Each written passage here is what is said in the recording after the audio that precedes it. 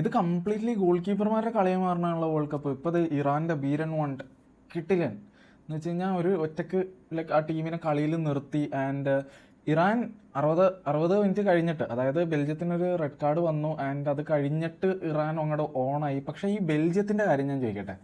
ഇന്ന് രാവിലെ സ്പെയിനിൻ്റെ കോച്ച് ഡെലഫിൻ്റെ വന്നിട്ട് പറഞ്ഞ് നമ്മൾ ആദ്യം കണ്ട കളി ഡ്രോ ആയ കളി നമ്മൾ അങ്ങനെ ആയിരിക്കില്ല, കംപ്ലീറ്റ്ലി ഡിഫറെൻറ്റ് ടീമായിരിക്കും ഇന്ന് കാണാൻ പോകുന്നത്, അങ്ങനെ കാണിച്ച്.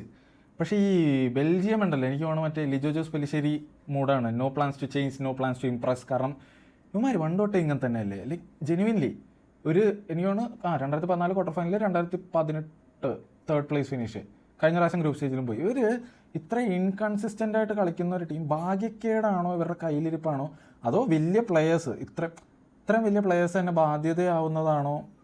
കാരണം ഈ സ്ക്വാഡ് വെച്ചിട്ട് ഇവർ ഇത് കൂടുതൽ കളിക്കേണ്ടതല്ലേ? ഞാൻ ജെനുവിൻലി ചോദിക്കുക. ഈജിപ്തിനെയും ഇറാനായിട്ടൊക്കെ ഡ്രോ പിടിക്കാൻ ഇതിലും ബെറ്ററായിട്ട് കളിക്കേണ്ടതല്ലേ ഇവർ? ഇവിടെ ബെൽജിയം ഫാൻസ് ഉണ്ടോ? ആക്ച്വലി ബെൽജിയം ഫാൻസ് ഉണ്ടോ കേരളത്തിൽ? ഉണ്ടെങ്കിൽ പറ, ഇതെന്താ സംഭവം?